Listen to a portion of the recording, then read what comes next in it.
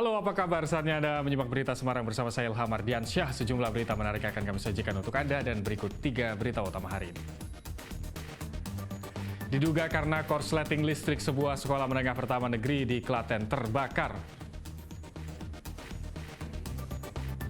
Tanggul Sungai Godo jebol, banjir bandang menerjang desa Angkatan Kidul, Pati. Polisi menetapkan 5 tersangka dalam kasus tewasnya pelajar SMP yang mengalami kekerasan fisik saat mengikuti latihan pencaksilat di Karanganyar.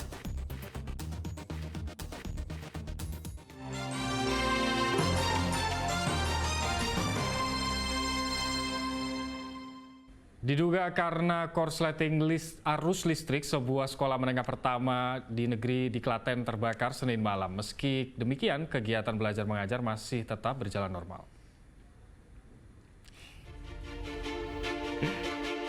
Video menteri warga merekam kebakaran hebat melanda SMP Negeri 1 Ceper di Klaten Senin malam. Api terlihat dengan cepat menghanguskan bangunan sekolah.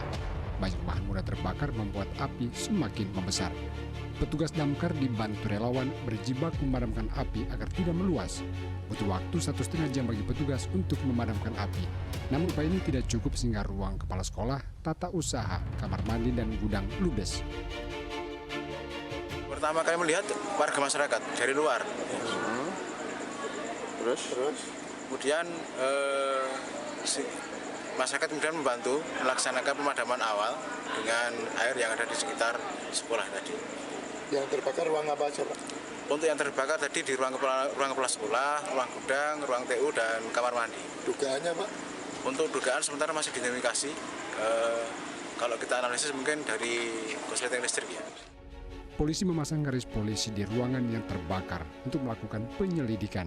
Meski demikian, proses belajar mengajar tetap berjalan normal Selasa pagi. Para siswa tetap masuk dan mengikuti kegiatan belajar mengajar di sekolah. Dugaan sementara kebakaran disebabkan korsleting arus listrik pada salah satu ruangan yang terbakar. Tidak ada korban jiwa dalam kebakaran karena berlangsung malam hari. Krisna Agung melaporkan dari Klaten.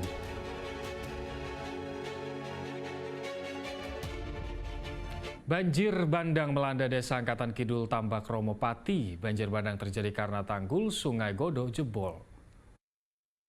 Doanya mudah-mudahan. Senin malam, air bah merendam ratusan rumah warga di desa Angkatan Kidul, Kecamatan Tambak Romo, Pati.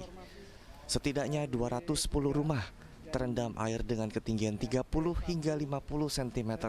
Air keruh ini membawa endapan lumpur yang cukup tebal.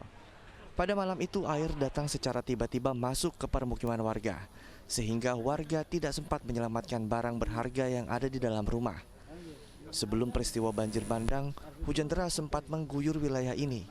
Hal itu menyebabkan debit Sungai Godo meluap dan berakhir dengan tanggul jebol. Nah, rumah yang terdampak ya sekitar bantaran sungai. Yang masuk rumah kisaran tinggi 30 cm sampai 50 cm tergantung bangunan rumahnya. Itu air tiba-tiba langsung tinggi atau gimana, pelan-pelan itu? Tiba-tiba langsung tinggi, dari atas langsung tinggi. Jadi di sini tuh nggak ada, cara diprediksi itu nggak bisa, jadi air langsung tinggi. Dalam hitungan jam, air surut. Namun banjir menyisakan lumpur di dalam rumah warga. Warga pun kesulitan membersihkan lumpur karena ketebalan lumpur mencapai 10 cm. Arif Nur melaporkan dari Pati. Hanya gara-gara cekcok, seorang pria di Jepara menganiaya mantan pacarnya secara keji. Pelaku menghantam korban dengan obeng dan gunting.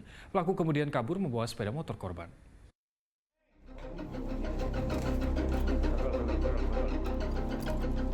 Dua pekan kabur, pelarian Raffi asal desa Karanggondang, Jepara berakhir sudah.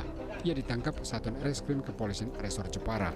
Raffi diburu polisi karena menganiaya mantan pacarnya pada 13 November lalu.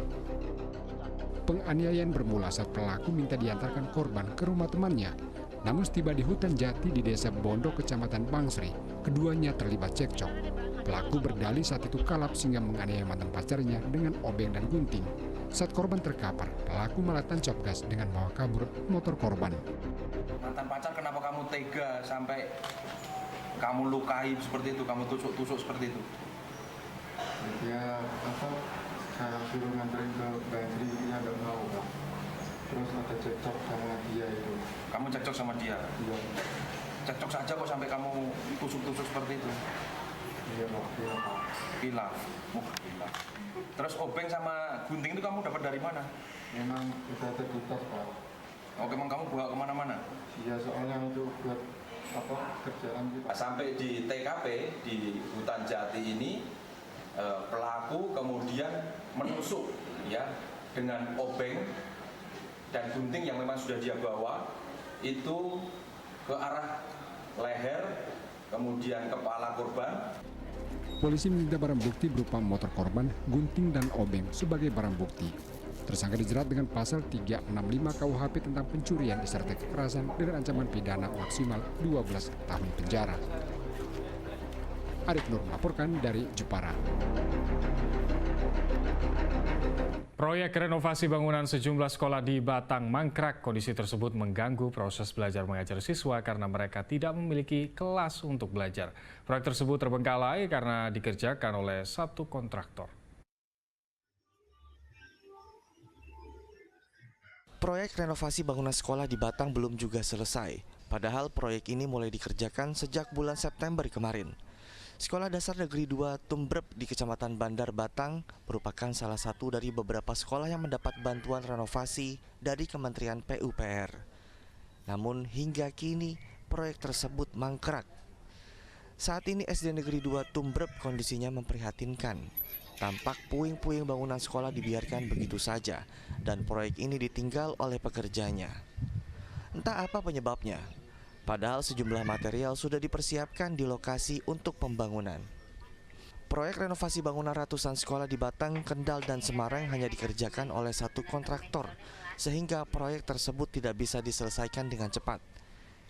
Karena dikerjakan secara bergiliran, dampaknya kegiatan belajar mengajar siswa terganggu karena mereka tidak memiliki kelas untuk belajar. Fokus dari kementerian itu menyelesaikan dulu yang di Kendal yang 11 sekolah. Dan nanti di tahun syukur akhir tahun ini atau di 2024 kita baru diselesaikan. Nah, saya selaku Kepala Dinas Pendidikan dan Kabupaten Batang yang saya perhatikan untuk anak-anak kita agar KBM-nya kegiatan belajar mengajarnya tidak terbengkelai. Proyek ini menelan anggaran lebih dari 32 miliar rupiah per sekolah. Dana bantuan bersumber dari APBN tahun 2023-2024 yang dikerjakan oleh kontraktor PT Karya Bumi Indah. Kuncoro Wijayanto melaporkan dari Batang.